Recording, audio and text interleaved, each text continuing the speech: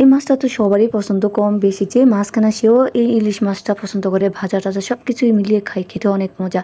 তো সময় কিন্তু এই ইলিশ মাছ খায় না, অনেক কষ্ট করে ওকে খাওয়াই দেয়, ডিম তো মুখেই তোলে না। আর এই কুমড়াটা এত দাম, জালি কুমড়া 70টা টাকা নিছে।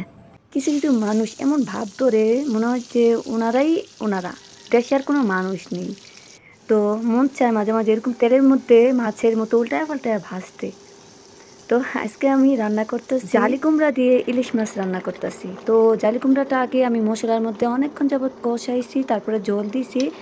তো হয়ে গেছে, আর তারপর আমি এখানে মাছ ছেড়ে দিলাম। মাছগুলো কিছুক্ষণ হবে, তারপর এখন জল শুকানোর জন্য অপেক্ষা করতেছি।